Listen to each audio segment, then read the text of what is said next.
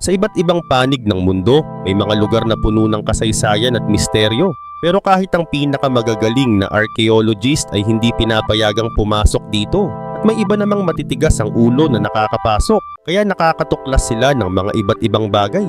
Mula sa mga sinaunang libingan na sinasabing may nakatagong kayamanan at sumpa hanggang sa mga sagradong lugar na mahigpit na binabantayan ng mga sinaunang tao. Bawat isa sa mga lugar at bagay na ito ay tila may tinatagong piraso ng nakaraan na hindi pa natin lubos na nauunawaan.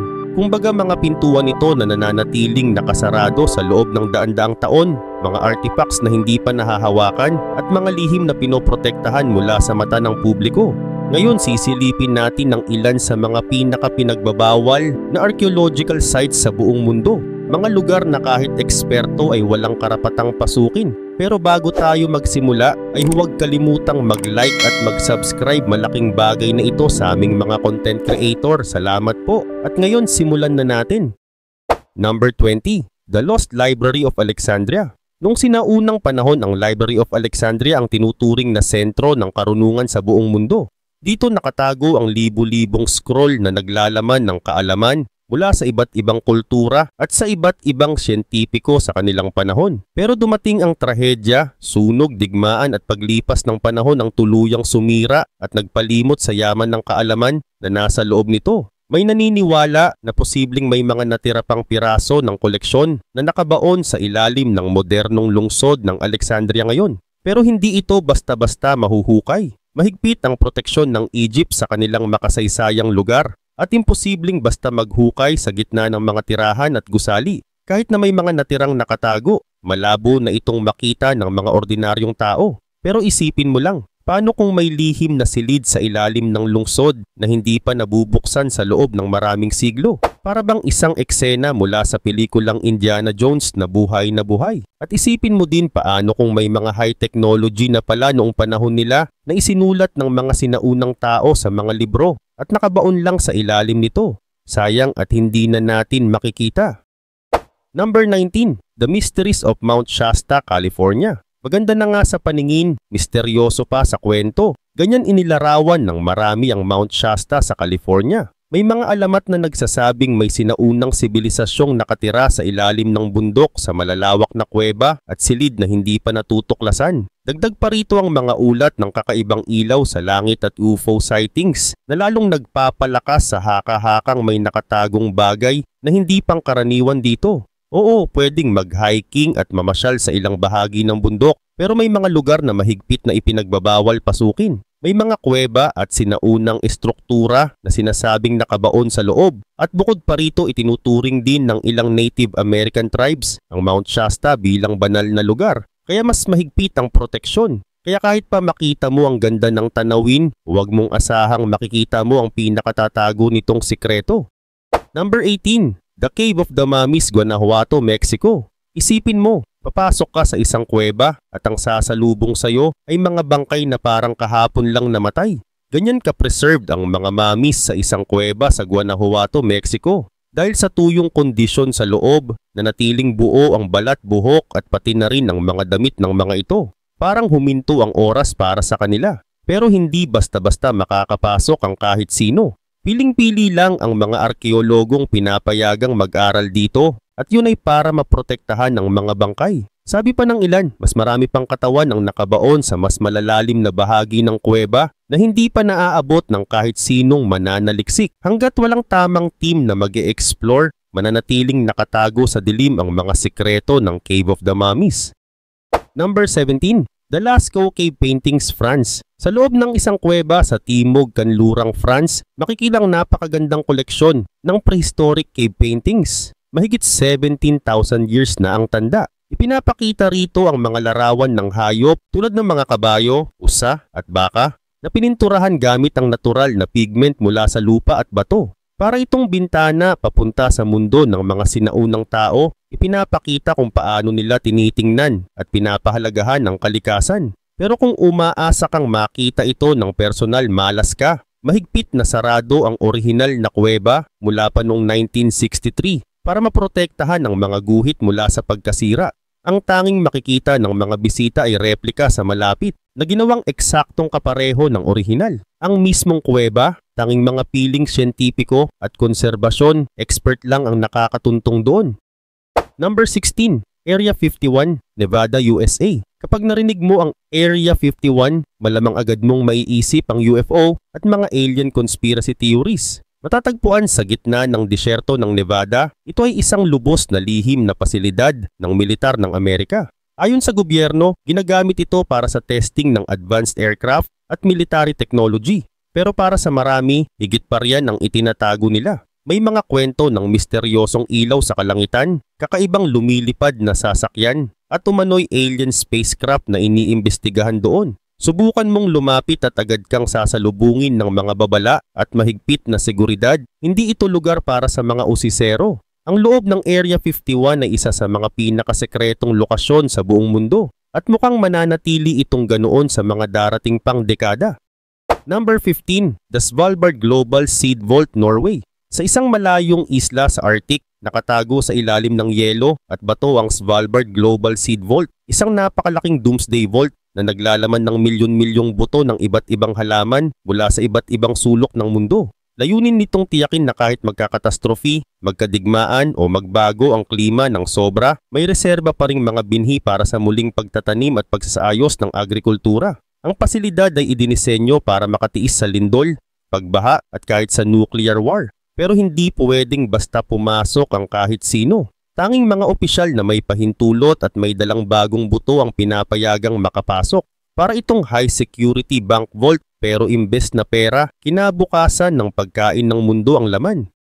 Number 14. Ang lihim na archive ng Vatican. Isipin mo ang isang napakalaking silid-aklatan na may higit 53 miles ng estante. Puno ng mga lumang manuskrito, sulat at dokumento mula pa sa iba't ibang siglo. Ito ang tinatawag na Vatican Secret Archives at gaya ng pangalan, mahigpit na nakatago sa mata ng publiko. Hindi ka pwedeng basta maglakad papasok dito. Kahit mga bihasang historiador, kailangan pa ng espesyal na pahintulot mula sa mismong Vatican para makapasok. At kahit papayagan ka, may kasama ka pa ring tagamasid sa bawat galaw mo. Ano ba ang laman nito? May nagsasabi narito raw ang mga nawawalang relihiyosong teksto. Ang iba'y naniniwala naman na narito raw ang mga data ng mga pinakakontrobersyal na pangyayari sa kasaysayan. Hanggat hindi nabubuksan ng buo, mananatili itong isa sa mga pinakasekretong lugar sa mundo. Number 13. Ang selyadong libingan ng unang emperador ng China. Marahil kilala mo na ang Terracotta Army. Libo-libong life-size na estatwa ng sundalo na nakahanay para bantayan ang libingan ni Qin Shi Huang, ang unang emperador ng China. Pero ang mismong libingan niya, walang sino man ang nakapasok mula nang mailibing siya mahigit 2,000 years na ang nakalipas. Sinasabing puno ito ng ginto, sinaunang artifact at maaaring may mga lihim na hindi pa natin natutuklasan. Pero may problema, ayon sa mga sinaunang tala, napapalibutan ito ng mga lawa ng mercury bilang proteksyon laban sa mga magnanakaw. At hindi lang yon, may posibilidad din ng mga ancient traps sa loob dahil dito walang gustong sumubok magbukas. Hanggat walang ligtas na paraan para pasukin ito, mananatiling nakakandado ang mga pinakamatinding sikreto ng emperador. Number 12.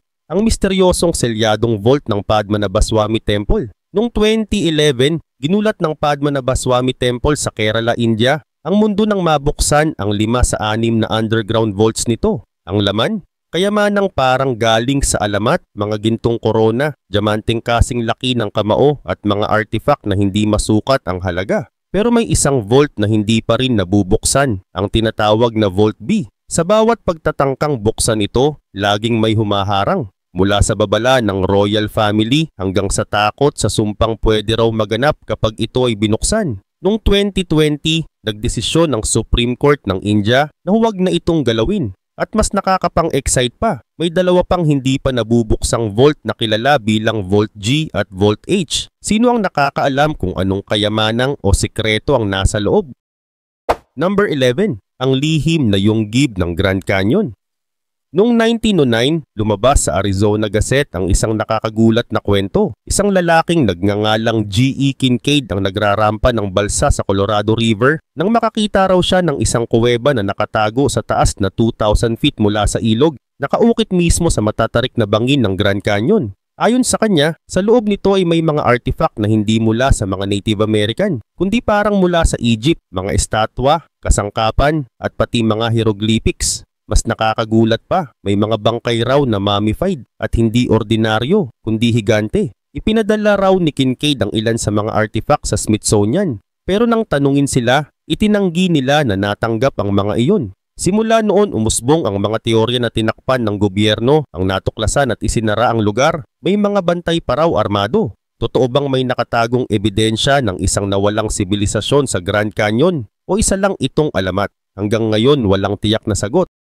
Number 10. Ang inabandonang Pangar Fort ng India. Kung gusto mo ng lugar na puno ng kababalaghan, hindi ka na lalayo sa Rajasthan, India. Dito matatagpuan ang Pangar Fort, isang ika-16 na siglong kuta na dating tahanan ng mahigit 10,000 na tao. Ngayon, lubusang iniwan at mahigpit na ipinagbabawal pasukin matapos lumubog ang araw. Sabi ng mga lokal, isinumpa raw ang lugar. May mga kwento ng mga tao na pumasok sa gabi at hindi na bumalik. Ayon sa alamat, isang mangkukulam ang nabigo sa kanyang balak na mapasagot ang isang prinsesa gamit ang mahika. Nang mabigo, isinumpa niya ang buong bayan. Simula noon, naging tahimik at malamig ang kuta, puno ng bulong at aninong gumagalaw sa dilim. Kahit mga matapang na ghost hunter, 2 beses mag-iisip bago pumasok dito.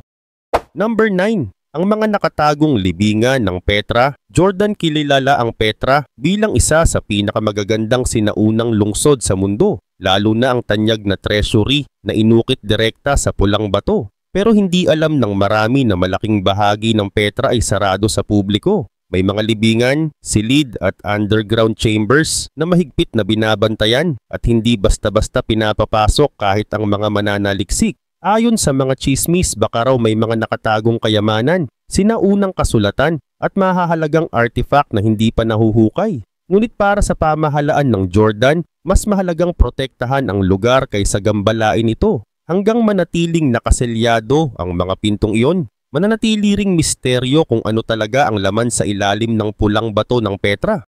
Number 8. Ang subterranean city ng Derinkuyu, Turkey. Sa ilalim ng lupa ng Cappadocia, Turkey, matatagpuan ng isang buong syudad na nakatago sa kailaliman ang Derinkuyu. Natuklasan ito noong 1963 nang mag-ayos ng bahay ang isang residente at aksidenteng mabuksan ang isang pader na may daanan pababa. Ang syudad ay may higit 18 levels na may mga lagusan, silid pahingahan, kwartong panrelihiyon at timbakan ng pagkain.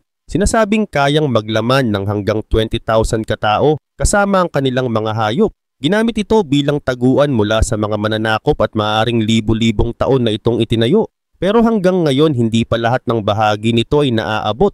Maraming lagusan ang sarado at mahigpit na ipinagbabawal pasukin dahil sa panganib ng pagbagsak at kakulangan ng hangin. Number 7. Ang lihim na underground metro ng Moscow. Sinasabing bukod sa karaniwang Moscow Metro, may isa pang lihim na linya sa ilalim ng lungsod, tinatawag na Metro 2. Ayon sa mga ulat, ito ay itinayo noong panahon ng Cold War para sa mabilis at ligtas na paglipat ng mga lider ng Soviet sa oras ng krisis mula Kremlin hanggang sa mga lihim na bunker sa labas ng syudad. Hindi ito kinikilala ng gobyerno pero maraming dating empleyado ng metro at militar ang nagpatunay sa pagkakaroon nito. Sinasabi ring may ilang istasyon na nakatago sa likod ng mga pader sa regular na metro na parang ordinaryong dingding lang. Ang buong network patuloy na misteryo. Hindi pa malinaw kung ginagamit pa ito ngayon o isa na lang itong tahimik na bantay sa ilalim ng lungsod. Number 6. Ang lihim na silid ng Mount Rushmore, USA. Sa likod ng mga muka ng 4 na pangulo na nakaukit sa Mount Rushmore, may nakatagong lihim, isang silid na tinatawag na Hall of Records. Nais itong gawin ni Gutzon Borglum, ang artist sa likod ng monumento, bilang isang lugar na mag-iingat ng mahahalagang dokumento at artifact na kumakatawan sa kasaysayan ng Amerika. Noong 1998, natapos ang paglalagay ng mga stainless steel boxes na naglalaman ng Declaration of Independence, Constitution at iba pang makasaysayang tala. Pero ang mismong silid ay hindi bukas sa publiko. Mahigpit na binabantayan at tanging mga autorisadong tao lang ang pwedeng pumasok. Sa kabila ng iconic na imahe ng monumento, kakaunti lang ang nakakaalam na sa loob nito ay may lihim na taguan ng kasaysayan. Number 5. Ang nakatagong lungsod sa ilalim ng Paris, France. Sa ilalim ng romantikong lungsod ng Paris, may isang madilim at nakakaaliw na mundo na hindi alam ng karamihan, ang Catacombs of Paris. Higit 200 miles ng mga lagusan at kuweba ang naglalaman ng mga labi ng tinatayang 6 na milyong tao. Hindi ito basta pasyalan. Ang ilang bahagi ay bukas sa publiko, pero karamihan sa mga lagusan ay bawal pasukin. May mga bahagi na puno ng panganib, madaling maligaw, gumuho o mawalan ng hangin. Sa kabila nito, patuloy ang mga kwento ng mga tinatawag na katafiles na palihim na pumapasok para mag-explore. Marami ring sinasabi na may mga lihim pang silid na hindi pa nadidiskubre marahil naglalaman ng mga artifact at dokumento mula pa noong unang panahon. Number 4. Ang lihim na bunker ng Cheyenne Mountain, USA. Sa gitna ng Colorado, nakatago sa loob ng bundok ang Cheyenne Mountain Complex, isang matinding secure na military bunker na ginawa noong Cold War. Dinisenyo ito para makayanan ang nuclear blast at magsilbing command center ng North American Aerospace Defense Command, NORAD. Hanggang ngayon aktibo pa rin ito bilang backup operation center, pero mas marami na itong classified functions na hindi ibinubunyag sa publiko. Hindi basta-basta pwedeng pumasok dito. Kahit mga high-ranking officials ay kailangan ng espesyal na clearance. Ang buong pasilidad ay nakapaloob sa isang granite mountain, protektado ng matitinding pinto na halos imposible sirain. Number 3. Ang underground vault ng Svalbard, Norway. Malapit sa Arctic Circle, may isang gusali na parang simpleng warehouse lang. Pero sa loob nito nakatago ang isa sa pinakamahalagang yaman ng mundo, ang Svalbard Global Seed Vault. Nagsisilbi itong backup ng lahat ng halaman sa planeta. Naglalaman ng milyon-milyong buto mula sa iba't ibang bansa. Ginawa ito para protektahan ng biodiversity sakaling magkaroon ng sakuna, digmaan o matinding pagbabago sa klima. Bihira lang ang makapasok dito at tanging piling siyentipiko at mga tagapamahala lang ang may susi. Sa likod ng makapal na pader at perpektong lamig, nakasalalay ang kinabukasan ng ating pagkain. Number 2. Zone Rouge, France. Isipin mo ang isang lugar na higit 100 years nang bawal pasukin dahil sa matinding panganib. Iyon ang Zone Rouge o Red Zone sa France. Dating tahimik na kanayunan pero noong World War I, tinabunan ito ng milyon-milyong bala, granada at kemikal mula sa digmaan. Hanggang ngayon puno pa rin ng mga hindi sumabog na pampasabog, lason sa lupa at mga kemikal na nakakapinsala sa tao at kalikasan. May mga bahagi rito na walang kahit anong tumutubo ni isang damo. Tuwing may naglilinis o naghuhukay, may posibilidad na makahanap ng lumang bala. At minsan, may sumasabog pa. Kaya naman mahigpit na ipinagbabawal ng gobyerno ang pagpasok sa ilang bahagi nito. Malamang, mananatili itong nakasara magpakailanman. Number 1. Ang kapilya ng Ark of the Covenant, Ethiopia. Isa sa pinakamatinding relihiyosong misteryo sa mundo ay ang Ark of the Covenant, ang sisidlang sinasabing naglalaman ng 10 utos na ibinigay ng Diyos kay Moses. Ayon sa tradisyon ng Ethiopia, hindi ito nawala kundi nakatago sa loob ng isang maliit na kapilya sa lungsod ng Aksum, sa Church of Our Lady Mary of Zion. Pero may catch, isa lang ang pinapayagang makakita nito, ang tinatawag na guardian monk. Siya ang nag-iisang tagapangalaga at hindi pwedeng lumabas ng kapilya habang siya ang bantay. Walang ibang tao, kahit pari o leader ng simbahan ang makakakita sa loob. Hindi matiyak kung ito nga ang tunay na ark o isang replika. Pero dahil walang nakakapagsuri, nananatiling isa itong napakalaking misteryo. Bonus Entry 1. The Hypogeum of Halsaflieni, Malta. Sa ilalim ng bayan ng Paola sa bansang Malta, matatagpuan ang isang kakaibang istruktura na tinatawag na Hypogeum of Halsaflieni. Isa itong 3 palapag na underground complex na tinatayang ginawa pa noong 5,000 taon na ang nakalipas. Dito inilibing ang libu-libong tao at kasama ng kanilang mga labi ay natagpuan ang mga sinaunang artifacts gaya ng palayok, alahas at kakaibang figurin na tinatawag na Sleeping Lady. Kilala rin ito dahil sa kakaibang akustika ng ilang silid. Kapag may nagsalita sa mababang tono, umaalingaw-ngaw ang boses sa buong lugar. Dahil sa kahinaan ng istruktura at pagiging sensitibo ng mga labi at artifacts, mahigpit ang access dito. Limitado lang ang bilang ng taong pwedeng pumasok bawat araw at ang ibang bahagi ay tuluyan ng isinara sa publiko upang maiwasan ang permanenteng pinsala. Bonus Entry 2. Lascaux 2 and the Hidden Sections, France. Kilala na natin ang Lascaux Caves bilang tahanan ng napakagandang prehistoric paintings. Pero hindi lahat ng bahagi nito ay nakita na ng publiko. Matapos isara ang orihinal na kuweba noong 1963 dahil sa pinsalang dulot ng mga bisita, Ginawa ang Lascaux Sauno bilang replika para mapreserba ang orihinal na obra. Gayunpaman, may ilang seksyon ng totoong kuweba na nananatiling nakatago at pinapasok lamang ng piling mga siyentipiko para sa pagsusuri. Ang mga lugar na ito ay pinaniniwalaang may mas kumpletong koleksyon ng mga kuwadro at artifacts na makapagbibigay pa ng mas malinaw na larawan ng buhay ng mga sinaunang tao. Subalit mahigpit ang regulasyon upang hindi na maulit ang pagkasira na nangyari noon. Bonus Entry 3, The Tomb of the Jade Princess, China noong 1968 sa probinsya ng Hebei, China. Natuklasan ng mga archaeologists ang isang libingan na puno ng jade. Kabilang dito ang buong kasuotang gawa sa mahigit 2,000 piraso ng pinong jade na pinagdikit ng ginto. Pinaniniwalaang ito ang huling himlayan ni Princess Dowan ng Han Dynasty at kasama sa kanyang libing ang iba't ibang mahalagang artifacts tulad ng ginto, pilak at mga kagamitang seremonyal. Ayon sa mga eksperto, ang jade suit ay ginawa upang protektahan ang katawan laban sa pagkabulok, isang paniniwala na malalim sa kulturang Tsino. Bagamat ilang bahagi ng mga natuklasan ay nasa museo na, ang mismong lugar ng libingan ay nananatiling sarado upang mapanatili ang kondisyon ng mga natirang labi at artifacts na hindi pa nasusuri. Bonus Entry Number 4, The Antikythera Mechanism. Noong unang bahagi ng 1900s, isang grupo ng mga diver sa baybayin ng isla ng Antikythera sa Greece ang nakatagpo ng kakaibang bagay habang nagre-recover ng mga lumang pottery at estatwa mula sa isang sinaunang shipwreck. Sa unang tingin, parang simpleng piraso ng corroded bronze lang ito. Pero nang masuri ng mga eksperto, natuklasan nilang isa pala itong complex mechanical device na may gears at markings. Tinatawag ngayon itong Antikythera Mechanism at tinatayang ginawa noong ika-2 siglo BC. Ipinapakita ng disenyo nito na kaya nitong kalkulahin ang galaw ng mga planeta, posisyon ng araw at buwan, at maging ang timing ng mga Olympic Games. Sa madaling salita, para itong unang analog computer ng mundo. Libo-libong taon bago pa naimbento ang mga modernong makina. Hanggang ngayon palaisipan pa rin kung gaano ka-advanced ang kaalaman ng mga gumawa nito.